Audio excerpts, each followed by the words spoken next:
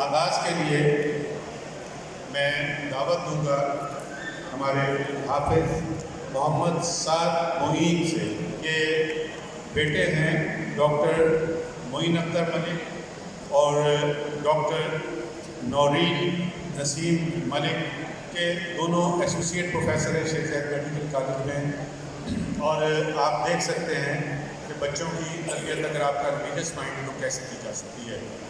صاحب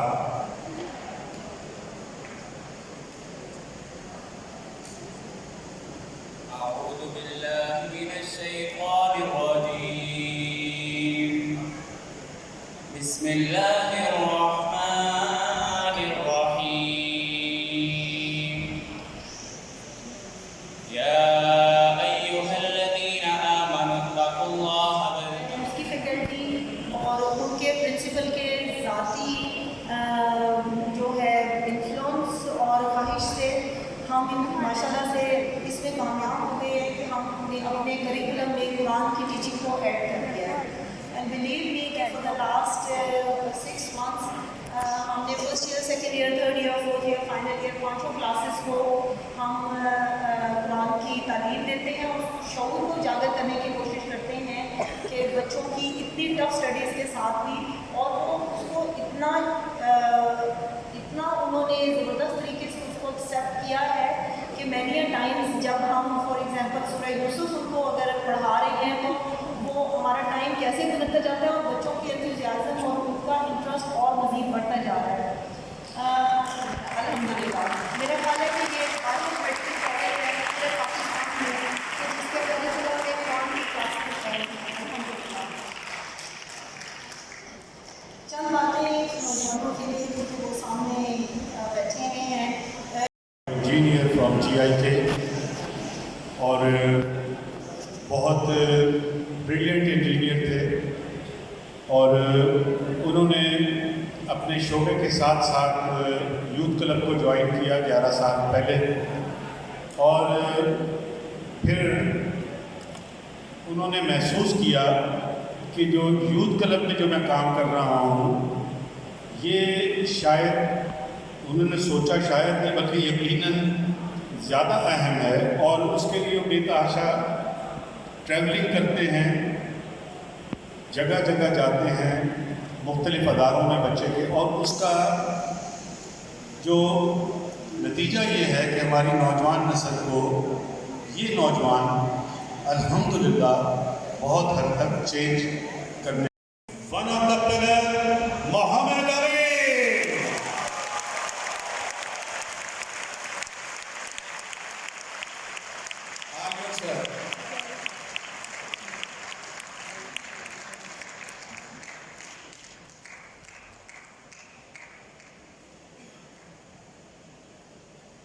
بسم اللہ الرحمن الرحیم، الحمدللہ رب العالمین والصلاة والسلام علی رسولہ الکریم، اما بعد رب اشرح لی صدری ویسر لی امری واحلل عقدۃ من لسانی یفقہوا قولی۔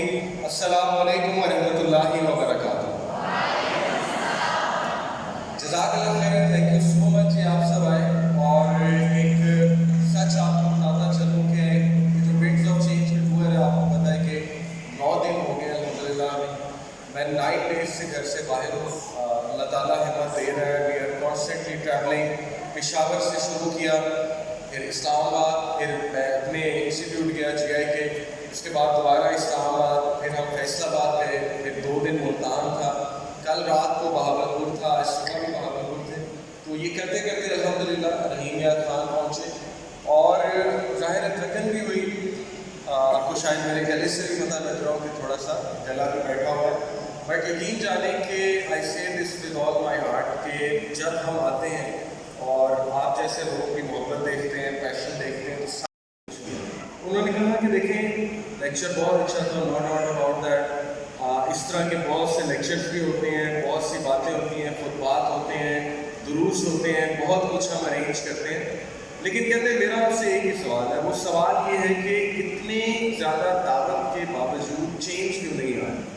اتنی زیادہ کنٹینٹ کے باوجود why the people are not able to change؟ مثال کے طور پر انہوں نے کہا کہ دیکھیں چھوٹی چھوٹی جو چیزیں ہمیں، یعنی بطور قوم بات کر رہے ہیں، بطور قوم جھوٹ بولنا اور ناپ تول میں کمی کرنا، وعدہ خلافی کرنا، اور ظاہر ہے کہ دوسروں کو معاف نہ کرنا اور لیگ پولنگ کرنا وغیرہ وغیرہ. انہوں نے کہا کہ یہ جو چیزیں ہیں یہ تو کسی بھی ایسے معاشرے میں نہیں ہونی چاہیے جہاں پہ بہت سی ورکنگ ہو رہی ہے. بڑا مشکل سوال تھا، بڑا کٹھن سوال تھا. میں نے کہا اس کا انسٹنٹ آنسر تو نہیں دے سکتا، سکھائیے کہ اللہ کے ہاتھ میں ہدایت. ہمارا کام ہے کہ اویئرنیس پھیلانا، لیکن سوال بہت ویلڈ ہے کہ واٹس دا ریزن کہ مسلمانوں کو پتہ ہے اسلام بیسٹ ہے، ہمیں پروف کرنے کی ضرورت نہیں ہے. مسلمانوں کو پتہ ہے کہ اس سے بہترین فلسفہ حیات، اس سے بہترین ضابطہ حیات آ ہی نہیں سکتا دنیا میں، لیکن اس کے باوجود پریکٹس تھوڑی سی کم ہے. تو خیر انشاءاللہ آج میں آپ کو پروف کروں گا، بتاؤں گا کہ why Islam is the best religion on earth and why we should be following Islam day and night. سب سے پہلے میری جرنی کہ میں کیسے اس طرف آیا، یونیورسٹی کی بات. I was in 3rd year, ابھی 3rd ایئر اسٹارٹ ہوا تھا، اور لاسٹ جو سیمسٹر تھا اس میں میں نے بالکل محنت بھی کی تھی. انجینئرنگ کی بھی تعلیم کافی مشکل ہوتی ہے جسٹ لائک MBBS. تو فیئر ویل دے رہے تھے ہم سینئرس کو. میں اسٹیج ہیڈ بھی تھا اس ٹائم پہ، میں سنگنگ بھی کرتا تھا، تھیٹر بھی کرتا تھا، ان چیزوں میں کافی ملوث تھا. بہرحال میں نے اس میں بہت ٹائم لگایا اس ساری چیز میں، جس کی وجہ سے میری پڑھائی بہت سفر ہوئی. ایٹ دا اینڈ کچھ خاص ملا بھی نہیں، لیکن میرا ایک سبجیکٹ میں جو ہے وہ F آ گیا. یہ میں بہت پرسنل بات بتا رہا ہوں، جس کی وجہ سے کافی زیادہ مجھے ٹینشن لگ گئی کہ اب ڈگری اتنا ڈیلے ہو جائے اللہ نہ کرے. خیر اس تذبذب میں، اس غم میں میں نے سمر لگایا. سمر آپ کو پتہ ہے کہ کوئی سبجیکٹ اگر پاس نہ ہو پھر سمر لگانا پڑتا ہے. میں نے سمر لگایا. میں اس ٹائم پہ انڈین آئیڈل بہت سنتا، نیا انڈین آئیڈل اس ٹائم پہ شروع ہوا تھا. تو مجھے یاد ہے کہ اسی طرح میں کمرے میں بیٹھ کے سن رہا تھا انڈین آئیڈل. لیکن میں نے کہا کہ یار یہ مجھے سکون نہیں مل رہا ہے، یعنی وہ وہیں کی وہیں ہے، میری سیڈنس وہیں کی وہیں ہے، اور وہ جو خلا ہے وہ وہیں کی وہیں ہے. مجھے سمجھ نہیں آ رہی میں نے کرنا کیا، کیونکہ بندہ جب اسٹریس میں آتا ہے اس کو پھر ایک خلا فیل ہوتی ہے، ایک عجیب سا غم فیل ہوتا ہے، ایمپٹینس کہتے ہیں اسے. خیر مجھے وہ بہت فیل ہوتی تھی. تو میں نے کہا کہ یہ تو بات نہیں بن رہی، بٹ ٹو ڈو. اور بھی کئی ایشوز سے میں گزر رہا تھا اس ٹائم پہ، تو کافی چیزیں جمع ہوئی ہوئی. اس ٹائم پہ اچانک مجھے یاد آیا کہ میرا ایک دوست تھا، اس نے مجھے کچھ گفٹ کیا تھا. تو چلو اس گفٹ کی طرف رجوع کرتے ہیں. وہ گفٹ کیا تھا؟ یہ اس سے ٹھیک 2.5 مہینے پہلے، 2-2.5 مہینے پہلے کا واقعہ. یہ جو جون جولائی کی بات ہے جب میں سمر لگا رہا تھا، تو اس سے 2-2.5 مہینے پہلے ایک عجیب واقعہ ہوتا ہے میری زندگی میں، اور یہ واقعے میں بہت سے لیسن ہیں. واقعہ یہ ہے کہ میرا ایک دوست تھا، تو وہ ذرا ہم اسے مولوی کہتے تھے.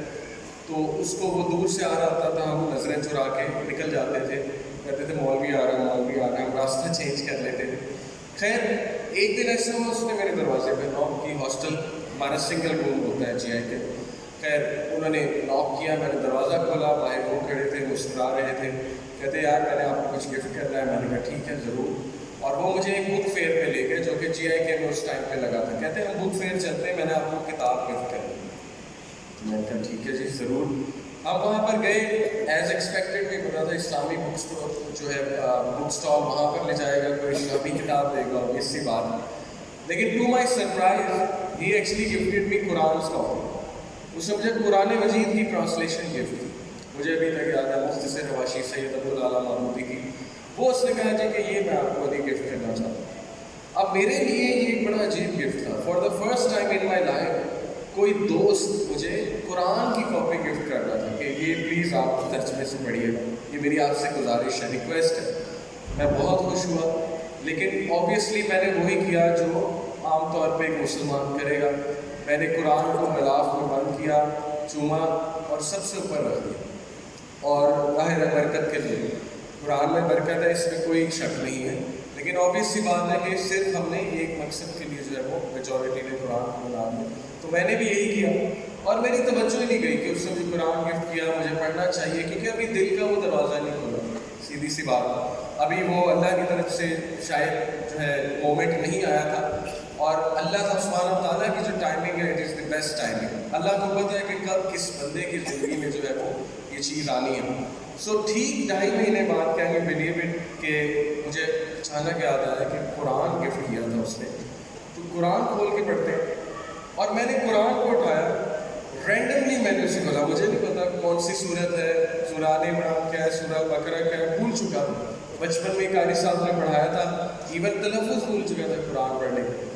میں نے قرآن رینڈملی کھولا اور الحمدللہ جو پہلی آیا آئی میرے نظروں کے سامنے, سورہ آل عمران کی یہ آیت کہ غم نہ کرو تم ہی کامیاب ہوگے اگر تم مومن ہیں. اور جب یہ آیت میرے سامنے آئی میں حیران رہ گیا. آئی واز امیزڈ کہ قرآن میری کیفیت بیان کر رہا ہے کہ غم نہ کرو, یعنی میں غم میں ہوں. اللہ سبحانہ وتعالیٰ قرآن مجید میں نے کھولا, جو آیت میرے سامنے آئی, I was so mesmerised, I was amazed کہ قرآن باتیں کر رہا ہے. اور یہ میرا الحمدللہ اللہ کی کتاب کے ساتھ پہلا انٹریکشن تھا, اور یہ ایک آغاز تھا شعوری پیدائش کی. الحمدللہ میں نے اس دن ڈیسائیڈ کیا کہ میں نے قرآن پڑھنا ہے. I need to understand it, مجھے ٹرانسلیشن کے ساتھ قرآن سمجھنا ہے اس میں ہے کیا. ہم بچپن سے سنتے آ رہے ہیں ضابطہ حیات ہے, ضابطہ حیات ہے, لیکن اس پہ کیا لکھا ہوا ہے ایسا کہ اتنی زیادہ اس نے تھرو آؤٹ ہسٹری اس کا اتنا امپیکٹ رہا ہے. تو الحمدللہ that was my journey. Start کیا قرآن سے, قرآن پڑھا, سمجھتا گیا, پھر اللہ تعالیٰ نے علماء کرام سے ملایا. تو یہ ایک کمپلیٹ جرنی ہے, اور اس کی بگننگ جو ہے وہ آپ دیکھیں کہاں سے ہوتی ہے کہ ایک صبح اور شام.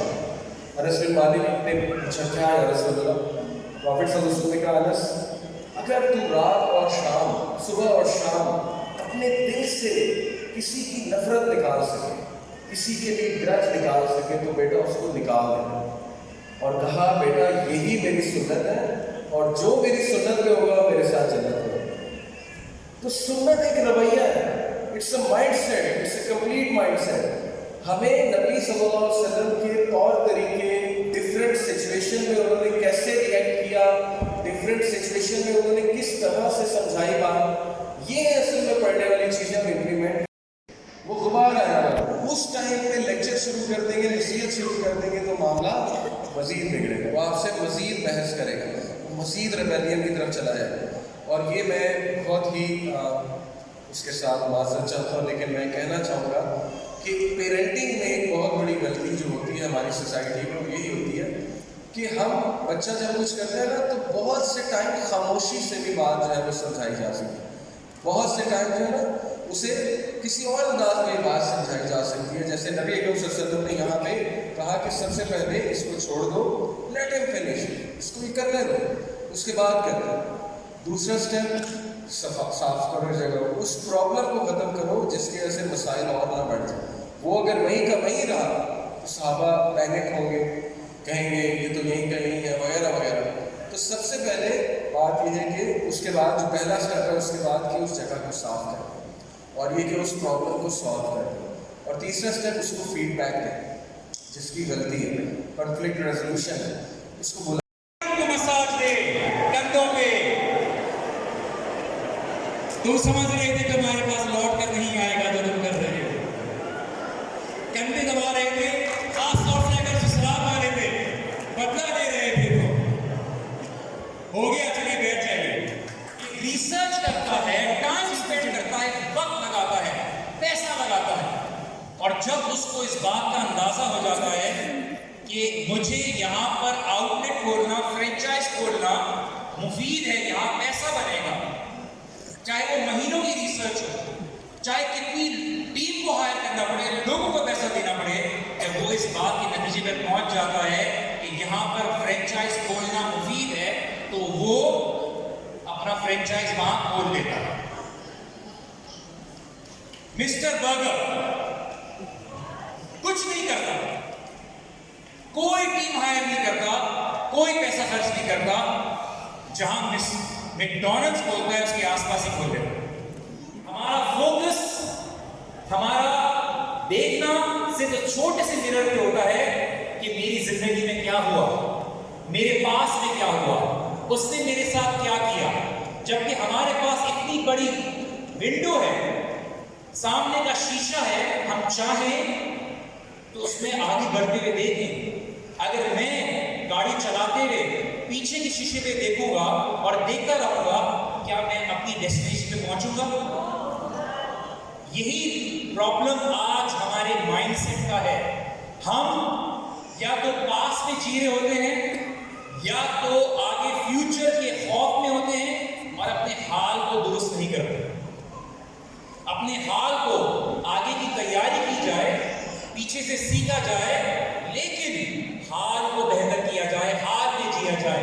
اس نے میرے ساتھ ایسے کیا, اس نے میرے ساتھ یہ کیا, اس نے میرے سے برا کیا, اور آپ اپنے اوپر ایک بھاری بیگ لے کے چل رہے ہوتے ہو کہ اس کے وزن کو آپ بھی تھک رہے ہوتے ہو اور آپ کو وہ آگے چلنے سے روک رہا ہوتا ہے, اور آپ کے اندر جو پازیٹیوٹی ہوتی ہے. تالی بجانے کا شوق تھا نا؟ ریڈی رہی کیا کام؟ ریڈی ہو؟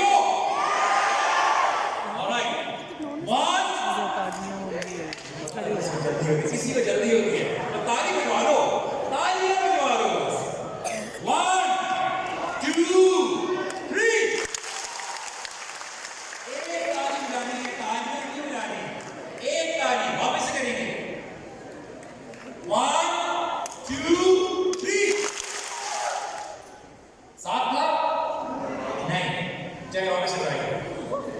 اور سے ہیٹ نہیں کہ سب جذبات کو قابو میں. آج موقع ملا ہے تالی بجانے. نہیں, 1 2 3. نائس. پھر سے کریں گے. اب آپ نے اپنے ہاتھوں کو تالی بجائیں تو اوپر ہی رکھنا ہے, ٹھیک ہے, نیچے نہیں رکھنا. 1 2 3. نائس. کیا آپ لوگ میں سے کوئی ہے جس کا سیدھا انگوٹھا اس کے الٹے انگوٹھے پہ ہے؟ کون؟ تمہاری شادی نہیں ہوگی. اللہ نہ کرے, اللہ نہ کرے. سب کا ہی تھا. کوئی کمی آئی؟ اب میں اس کو پاؤں کے نیچے رکھوں, نہیں رکھ رہا, نہیں رکھ رہا, پاؤں کے نیچے رکھوں. پھر بھی لینے کے لیے تیار ہو گے غریبوں؟ پھر بھی دینے کے لیے تیار ہو گے. اس کی ویلیو میں کمی نہیں آئی.